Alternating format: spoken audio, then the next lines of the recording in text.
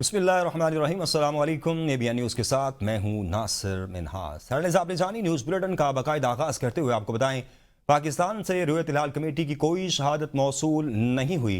यकम शवाल 2021 बरोज़ हफ्ते को ईद मनाई जाएगी। मरकजी रुयत हिलाल कमेटी के इजलास के बाद चेयरमैन मौलाना अब्दुल खबीर आज़ाद ने ऐलान किया, मुल्क भर में कुल 30वां रोज़ा होगा। ईद उल फितर 21 मार्च बरोज़ हफ्ते को होगी। कहीं से भी चांद नजर आने की शरई शहादत मौसूल नहीं हुई।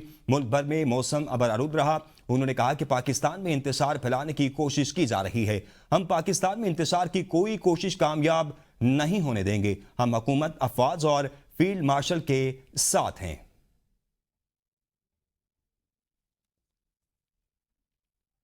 ईद की तैयारियों के लिए खवातीन को एक दिन और मिल गया। ज्वेलरी और चूड़ियों की मैचिंग जारी है और कहीं मेहंदी के डिजाइन पसंद किए जा रहे हैं। खवातीन कहती हैं, अच्छा हुआ आज चांद नजर नहीं आया।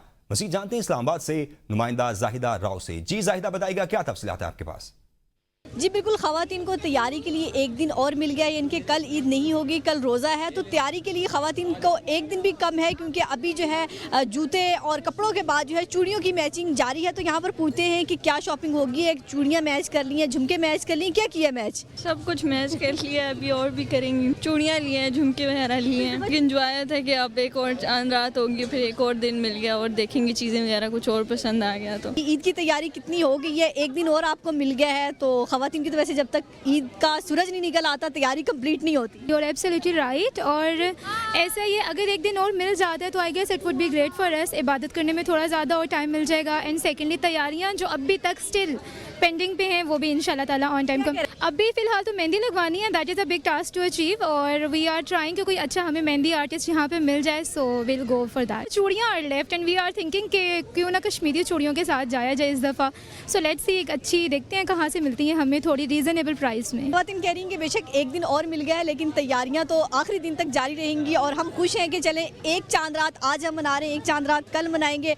और ख़वातीन की तैयारियां, जैसे कहते हैं, वक्त जितना मर्जी हो लेकिन तैयारी कहीं ना कहीं थोड़ी बहुत रह जाती है। तो यहाँ पर जो इस्लामाबाद की मार्केट्स में चूड़ियों के स्टॉल्स पर, ज्वेलरी के स्टॉल्स पर, मेहंदी के स्टॉल्स पर जो है हमें रश दिखाई दे रहा है। और ख़वातीन की कोशिश है कि जितने काम हो सकते हैं आज कर लें, बाकी जो है कल कर लिए जाएंगे। जी बहुत शुक्रिया। ईद की खुशियों में अपनों के साथ शामिल होने के लिए परदेशियों की बड़ी तादाद अपने आबाई इलाकों का रुख कर रही है। रावलपिंडी और इस्लामाबाद के ट्रांसपोर्ट अड्डों पर सारा दिन गैर मामूली रश देखने को मिला, जहां मुसाफिरों को गाड़ियों के इंतजाम में मुश्किलात का सामना करना पड़ा। ताहम अब ईद उल फितर परसों होने की इतलात के बाद परदेशियों को एक दिन इजाफी मिल गया है, जिसके बाद रश में बतदरीज कमी आना शुरू हो गई है। मजीद जानते हैं अपने नुमाइंदे अनवार अब्बासी से, जो इस वक्त रावलपिंडी के एक ट्रांसपोर्ट अड्डे पर मौजूद हैं।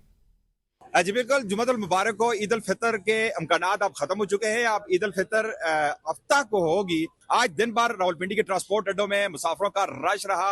परदेसी अपने अपने आबाई इलाकों को ईद मनाने के लिए यहाँ पर कतारों में खड़े नजर आए। लेकिन अब चूंकि ऐलान हो गया है ईद उल फितर को एक दिन अभी बाकी है, यानी कि हफ्ते को होगी, तो अब यकीनन रश जो ट्रांसपोर्ट अड्डों में था, हो सकता है कुछ थम जाए। कुछ मुसाफिर मेरे साथ मौजूद है। शाम से पहले थोड़ा रश था, शाम के बाद जब से ये खबर आई है कि ईद जो है वो हफ्ता को होगी, तो रश अभी थोड़ा कम है। तैयार होके आए हैं तो छुट्टी तो ले आए हैं, आज ही जाएंगे। यकीनन आप कैमरा में दिखा सके तो इस वक्त भी यहाँ पे काफी रश है यहाँ ट्रांसपोर्ट अड्डे में, चूंकि आज पूरा दिन, चूंकि ये यकीन किया जा रहा था, यकीन जो मुसाफिर थे उन्हें ये खदशा था कि हो सकता है कल ईद हो जाए, लेकिन अब चूंकि ईद हफ्ता को होगी, हो सकता है कि रश कम हो जाए। लेकिन बदस्तूर इस वक्त रावलपिंडी के ट्रांसपोर्ट अड्डों पर मुसाफिरों का रश है, जो अपने अपने आबाई इलाकों को ईद मनाने के लिए रवाना होने के लिए यहाँ पर तैयार है। जी marshal army chief Syed Asif Munir की अहले तशय्युई उलमा से अहम मुलाकात। कौमी सलामती और मजहबी हम आहंगी पर तफसीली तबादला ख्याल किया गया। ISPR के मुताबिक फील्ड मार्शल ने उलमा का इत्तेहाद, बर्दाश्त और कौमी यकजहती में कलीदी किरदार करार देते हुए कहा कि गुमराहकुन प्रोपेगेंडा और फिरका वारियत का भरपूर मुकाबला किया जाएगा। मजहबी जज्बात को तशद्दुद भड़काने के लिए इस्तेमाल नहीं होने दिया जाएगा।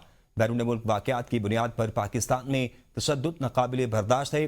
फील्ड मार्शल ने कहा कि अफगान सरजमीन पाकिस्तान के खिलाफ दहशत गर्दी के लिए इस्तेमाल नाकाबिले कबूल है। फील्ड मार्शल ने दहशत गर्दों और इनके नेटवर्क के खात्मे का दो टोक अज़्म दोहराया। ISPR के मुताबिक फील्ड मार्शल का कहना था कि अफगान तालिबान अपनी सरजमीन दहशत गर्दों के लिए इस्तेमाल न होने दे। आर्मी चीफ का इंटेलिजेंस बुनियादों पर दहशत गर्दों के खिलाफ कार्रवाइयाँ जारी रखने का ऐलान। उलमा किराम ने अमन, इस्तेहकाम और रियासती इदारों की मुकम्मल हिमायत का यकीन दिलाया।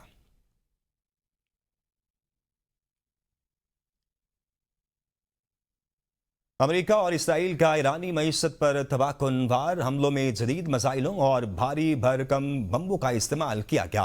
गैर मुल्की खबर एजेंसी के मुताबिक इसराइल ने ईरान के सबसे बड़े गैस फील्ड और मईशत की शारक सदरन पारस को जदीद मिसाइलों से निशाना बनाया। अमरीकी B-52 तैयारों ने आपदा हुर्मस के करीब क्रूज मिसाइल जखायर और जेर जमीन लॉन्चिंग पैड्स पर शदीद बमबारी की। हमले में 9000 किलो वजनी जदीद बस्टर बम इस्तेमाल किए गए। गैस फील्ड्स और तवानाई की तंसीबात को पहुंचने वाले नुकसान की वजह से कई शहरों में बिजली और गैस की सप्लाई मुअत्तल हो गई।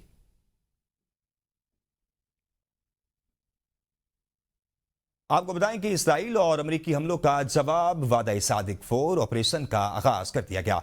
ईरानी पासदारान इनकलाब ने तस्दीक की है कि गैस फील्ड पर इसराइली हमले के जवाब में ऑपरेशन किया गया। वादा सादिक 4 शुरू कर दिया गया है, जिसका मकसद इसराइल और खित्ते में मौजूद अमरीकी फौजी माशी तंसीबात को निशाना बनाना है। ऑपरेशन के तहत कतर, सऊदी अरब और मुत्तहिदा अरब अमारात में अहम तवानाई तंसीबात को निशाना बनाया गया है। पासदारान इनकलाब के कमांडर ने सरकारी मीडिया पर जारी अपने बयान में कहा कि दुश्मन ने हमारी मईशत की शारक पर हमला किया है, अब हम उनके किसी महफूज ठिकाने को नहीं छोड़ेंगे। सदर ट्रंप के गैस फील्ड तबाह करने के बयान को खुली जारियत करार दिया। कहा, अगर अमेरिका ने बराह रास्त मुदाखलत की तो खलीज फारस में मौजूद तमाम अमेरिकी बहरी बेड़े और फौजी अड्डे ईरानी मिसाइलों के निशाने पर होंगे।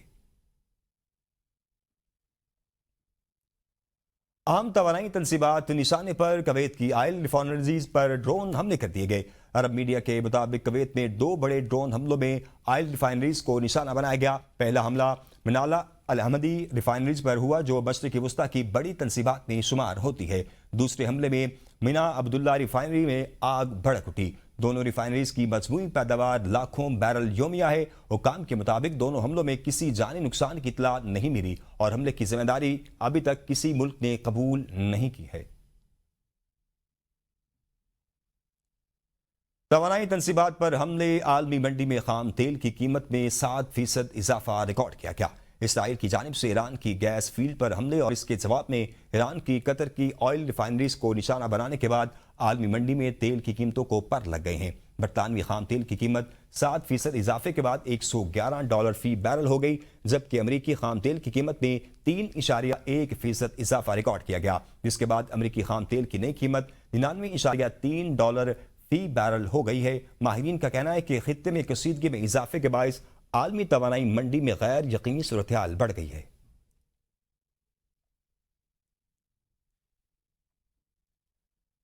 ईरानी हमलों के बाद यूरोपीय गैस मार्केट में हलचल, कीमतों में बड़ा इजाफा। अरब मीडिया के मुताबिक ईरान के कतर में LNG ज़खायर पर हमलों के बाद कीमतें 30% से जायद बढ़ गई हैं। ईरान जंग से तवानाई का बहरान शिद्दत इख्तियार कर गया है। बरतानिया और यूरोप में गैस की कीमतों में रिकॉर्ड इजाफा देखा गया है। ये सतह जंग के आगाज के बाद बुलंद तरीन रिकॉर्ड करार दी जा रही है। मशरिकी वस्ता में बढ़ती कसीदगी अब आलमी तवानाई बहरान की शक्ल इख्तियार करती जा रही है। खबर शामिल करते हुए आपको बताएं कि अमेरिकी सदर डोनाल्ड ट्रंप ने ईरान को सख्त वार्निंग देते हुए कहा है कि अगर कतर पर दोबारा हमला किया गया तो ईरान के बड़े साउथ पारस गैस फील्ड को तबाह कर दिया जाएगा। उन्होंने दावा किया कि इसराइल की जानिब से साउथ पारस गैस फील्ड पर किए गए हमले का अमेरिका को पेशगी इल्म नहीं था। सदर ट्रंप के मुताबिक साउथ पारस गैस फील्ड एक निहायत अहम और कीमती असासा है। ताहम इसराइल ने गुस्से में एक ऐसा हमला किया जिसने इस वसी इलाके के निस्बतन छोटे हिस्से को निशाना बनाया। उन्होंने ईरान की जानिब से कतर की LNG तंसीबात पर हमलों को बिलाजवाज और गैर मुनसिफाना करार दिया। उन्होंने मजीद खबरदार किया कि इसराइल की जानिब से दोबारा ऐसे हमले नहीं किए जाएंगे। अगर ईरान ने कतर को दोबारा निशाना बनाया तो अमेरिका भरपूर ताकत के साथ जवाब देगा और ऐसा हमला किया जाएगा जैसी ताकत ईरान ने पहले कभी नहीं देखी होगी।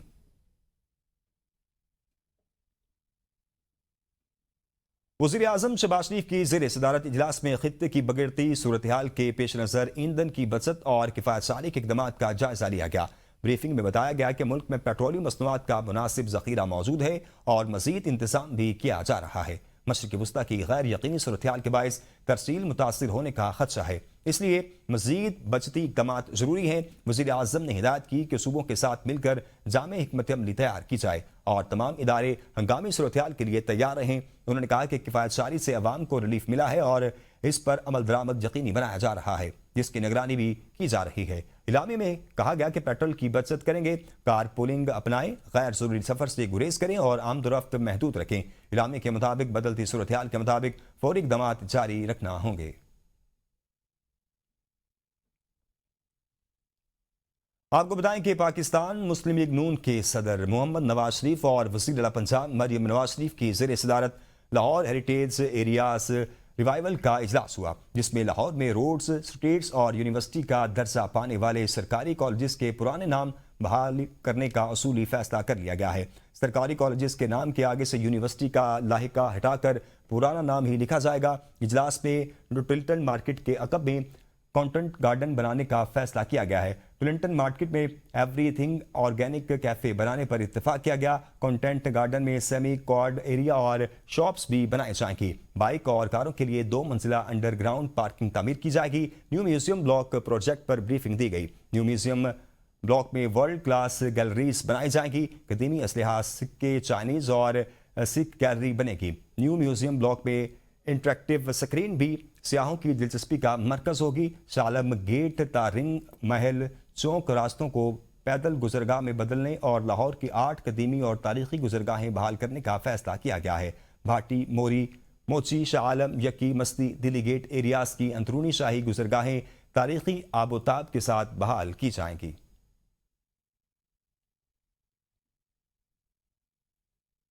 वज़ीर आला खैबर पख्तूनख्वा सुहेल खान अफरीदी का वज़ीर आज़म को खत। बानी PTI और बुशरा बीबी को ईद उल फितर पर अहले खाना से मुलाकात की सहूलत देने का मुतालबा। सुहेल खान अफरीदी का कहना था कि बानी और बुशरा बीबी अडयाला जेल में ज़ेर हिरासत हैं। मुलाकातों का मामला पहले भी उठाया जाता रहा है। कानूनी और इंसानी हमदर्दी के उसूलों के तहत कैदियों को अहले खाना से मुलाकात का हक यकीनी बनाया जाए। जेल मैनुअल और अदालती अहकामात के बावजूद बुनियादी हकूक़ की फराहमी में रुकावट तशवीशनाक है। पाकिस्तान प्रिजन रूल्स 1978 और प्रिजन एक्ट 1894 की रोशनी में बानी और इनकी अहलिया को हुकूक फराहम किए जाएं।